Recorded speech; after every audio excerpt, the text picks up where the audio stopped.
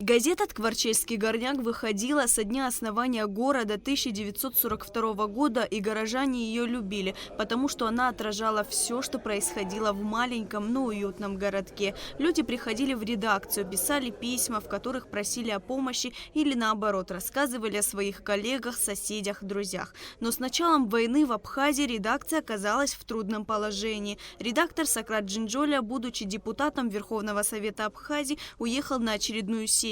Вернуться, естественно, не смог. Да и сотрудников в редакции осталось всего 3. Но, тем не менее, газета продолжала издаваться. И вместо Сократа Рачича газету возглавила Ольга Касимова, которая была его заместителем. Ну и мы первое время до начала 1993 года, да, были сильные перебои, частые перебои со светом, но, тем не менее, мы выпустили 26 номеров. Это, конечно, не то количество, которое мы выпускали в мирное время, но это тоже давалось нам с большим трудом. А уже в 1993 году мы выпустили всего 14 номеров, потому что света практически не было.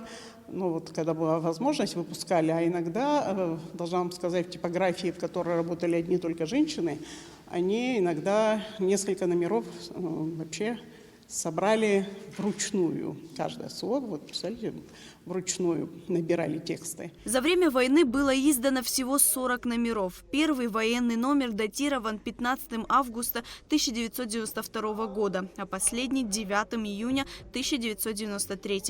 В номерах переданы дух и атмосфера блокадных дней Ткварчала. В Музее боевой славы прошла презентация книги, составленной именно из этих 40 номеров, которые были выпущены во время Отечественной войны народа Абхазии. Составителями книги являются доктор исторических наук Аслан Авицба и Мадонна Гвициня, которая работала в этой газете и смогла сохранить один экземпляр подшивки газеты. Из страха ее потерять сначала она хранила подшивку дома, потом в Национальной библиотеке. Но ни Аслан, ни я, мы ничего бы не смогли сделать, если бы у нас не появился спонсор. Я набралась смелости, написала Ткварчалцу Джумберу Леонтьевичу Ткипучава, который очень много оказывает помощи и городу Ткварчал, и жителям Ткварчала, и вообще Абхазии тоже. И просто моего одного письма оказалось достаточно, чтобы он оплатил все типографские расходы, и чтобы мы издали уже книгу к юбилею, к Дню Победы, к 30-летию и к Новому году. Газета «Ткварчельский горняк» была любимой, которая доносила информацию до жителей. В советское время было много изданий, но эта газета стояла на первом месте, отмечает Сократ Джинджоля.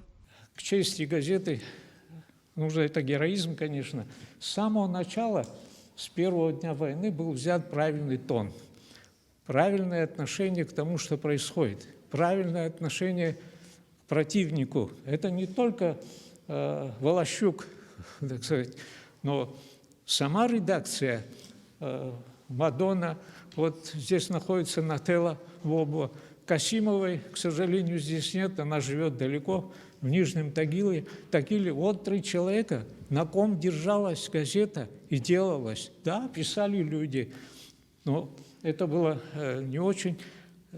К концу 90-х годов, когда я еще работал, трудности уже навалились.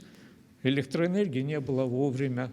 Типография, боже мой, в каких условиях работала типография? Газета «Ткварчельский горняк» – символ несгибаемости и героизма бойцов Восточного фронта и жителей города, который, несмотря на ожесточенное давление со стороны оккупационных грузинских сил, остался непокоренным. Она внесла достойный вклад в дело общей победы, сделала возможным увековечивание героизма жителей города во время войны. Газета не просто, она как бы шла, знаете, отражала вот жизнь, которую, но она и обратную получала реакцию. В газету, в период войны в газету писали люди.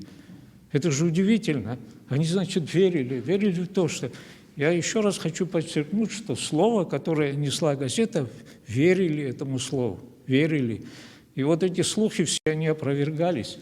И я думаю, что эта книга, она должна быть, конечно, не только в Творчеле находиться, она должна быть везде и всюду, и в Музее боевой славы займет она свое определенное место. В школах она должна быть, ее должны читать, по ней должны соизмерять все, что делалось во время войны. Это часть нашей истории, часть нашей войны. 14 августа в 11 часов прекратилась мирная жизнь Тхуарчала. На малочисленный город шла армада, и нужно было сопротивляться и поднимать дух населения. С чем и справилась газета, отмечали выступающие на презентации книги. Вы можете понять, в штабах, на фронтах, линиях, вот эту страницу хотели посмотреть, почитать газету.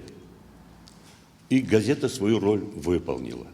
Не вспомнить об этом тоже нельзя. Первые дни войны у нас уже были погибшие. Валерий Тебович, как председатель обороны парламентского комитета, был в Творчеле, ездил, какой-то самоходно, какой-то день, знаете, это такое страшное оружие, Запорожец назывался, военный Запорожец, и он уже оборону выстраивал.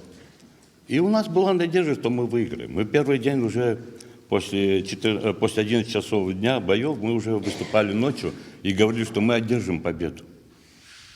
Я удивляюсь, вот этот народ, какой он боевитый, какой дух имеет. И как важно, что вот этот дух был передан со страниц газеты. Эта книга, я думаю, она будет очень долгое время востребована. Фактически без знания истории, без элементарных знаний того, что же было в прошлом, какие события были в Абхазии, наверное, вряд ли наше нынешнее поколение сможет что-то в этом плане сделать дельное. Но эта проблема есть, проблема истории. Очень многие, конечно, вкладывают большой вклад в историю. Я имею в виду, в последнее время выходит очень много сборников, очень много материалов выходит, архивных материалов. Издание рассчитано на историков, политологов, студентов, преподавателей, а также тех, кто интересуется новейшей историей Абхазии. Лаура Капш, Роберт Ломя, Абхазское телевидение.